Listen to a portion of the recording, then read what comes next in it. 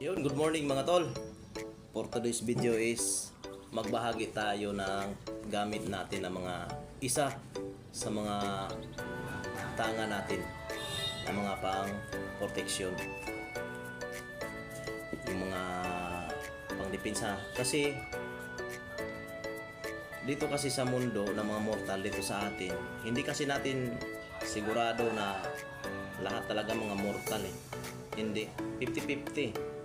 50% yung mortal, then sa 50% na natira, ang iba dyan hindi mga ordinaryo, iba-iba, klase-klase. Isa na dyan yung mga spiritual, isa na rin dyan yung mga inkantuhanon, yung mga pasukan, sudlanan kung sa Bisaya pa. Mayroong mga ganun kasi mayroon ding mga tao na may mga supernatural na mga kaalaman. Isa na dyan yung mga ordinaryong tao lang mo tingnan pero nakakita siya ng hindi natin nakikita, which is open yung third eye niya. So madaling sabi, mayroon siyang supernatural na blessing na wala tayo, diba? Iba-iba, klase-klase. Kaya dito talaga sa mundo, ligtas nang may alam. Kung wala tayong proteksyon, talagang hindi natin masasabi na 100% tayo safe, diba?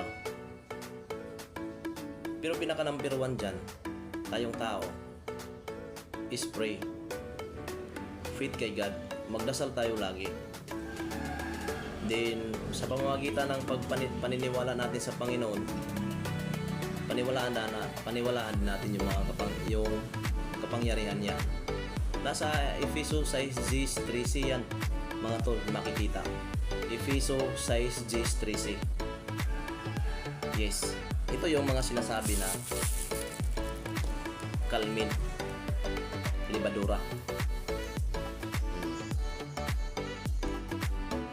Ulong to, salita ng Diyos. Ang Diyos ay salita. Ang salita ay Diyos. Habang ito naman, mga ginagawa ko lang to doon sa yung mga ganito,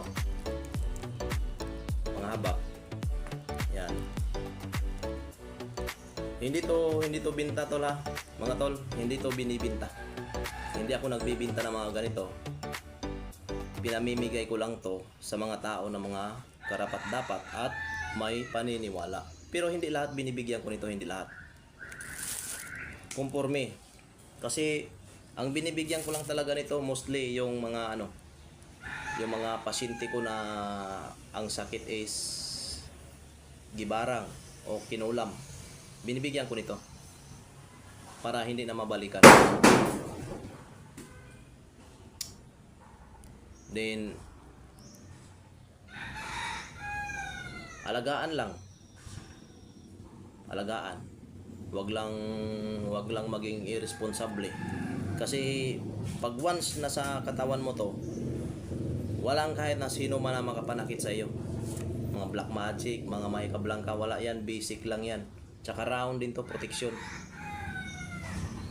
Tipas, kubol, tagulilong, sa mga lason, mga ganyan, sa mga buyag-buyag, protection to, all around.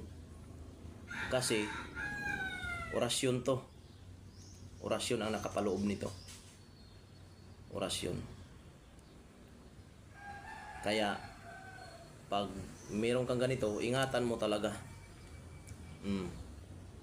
Hindi ko to binibinta dahil sa akin is makatulong lang.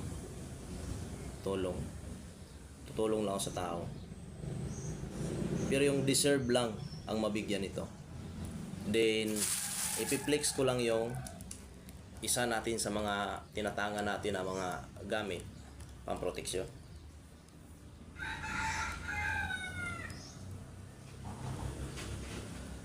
Bao. kulintas na bagol. Oh. Ito, bao to ng niyog na walang mata o libon kung tawagin. Baliktaran. Baliktaran yan. Oh, baliktaran. Ano ko, yung isig ka, ano ba, kinaob. Din ang laman nito, siyempre, maraming laman, mabigat na to na pang protection. Oh, round protection, pang kumbate general. Mga orasyon, tsaka may mga motya. Kompleto lahat, mga pasumbalik, andyan na lahat. Pasumbalik. Tsaka mga ano, mayroon ding tong nakapalaman na sa negosyo din. O sa negosyo din. Libon. At ito, yung isa is pinaghalo ko. One eye.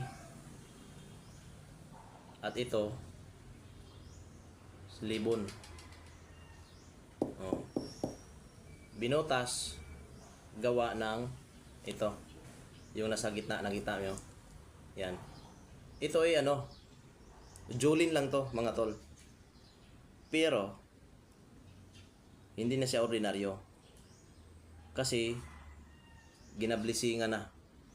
Ritualado na. Sa katunayan yan, nagamit na to sa panggagamot sa yung may sakit na kinulam. Pinapainom ko na to.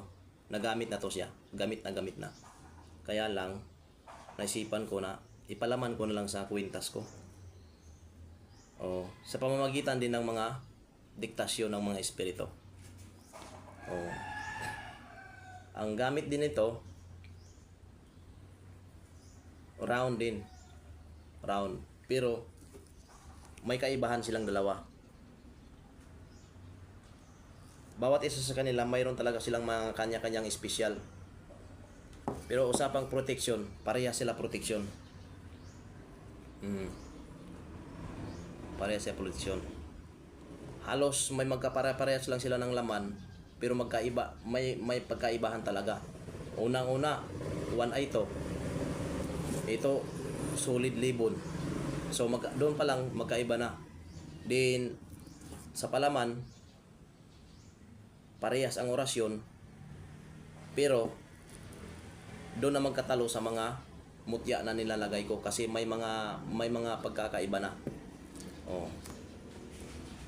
Ito yung mga gamit natin. Mga isa sa mga gamit na mga tinatangan ko. Then ang ano nito,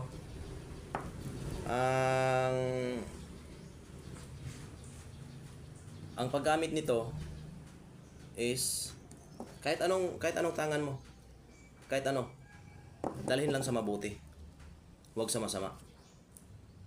Ibig kong sabihin, gumawa ka lang ng mabuti, huwag kang gumawa ng masama.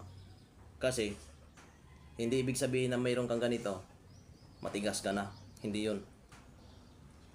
Matigas ka kung gagawa ka ng mabuti.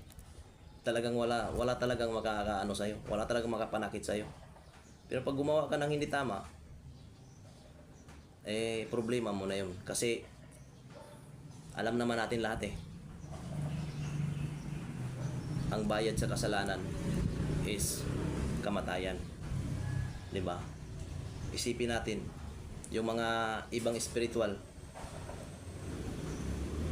70 years old, 80 years old, 90 years old, buhay na buhay pa. Bakit? Sila yung gumagawa ng tama. Hindi abusado.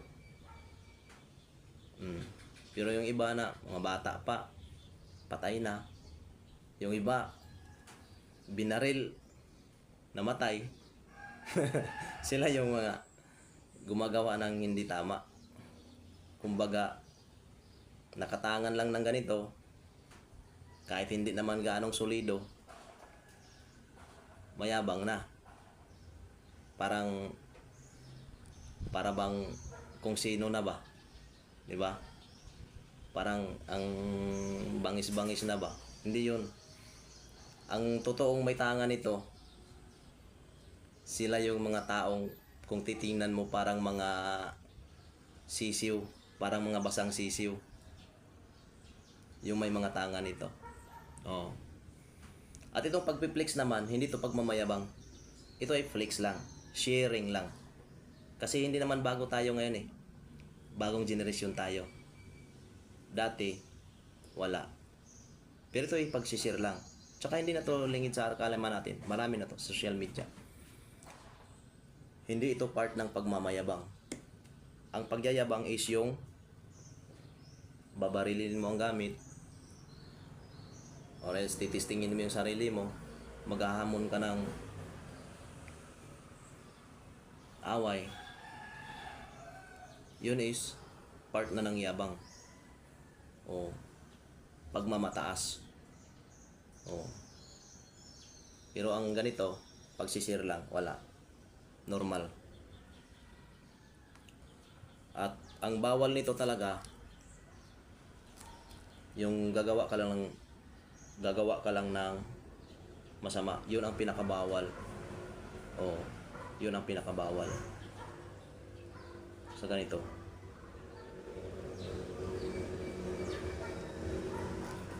Dapat talaga, pagka mayroon kang ganito, gumawa ka lang ng mabuti. Para protektahan ka talaga buong buhay mo. So, yun lang mga tol. Maraming salamat sa inyong panonood. Sana ay susuportahan nyo ang may YouTube channel din ang YouTube channel ko. Sana suportahan nyo. Maraming salamat po mga tol. God bless.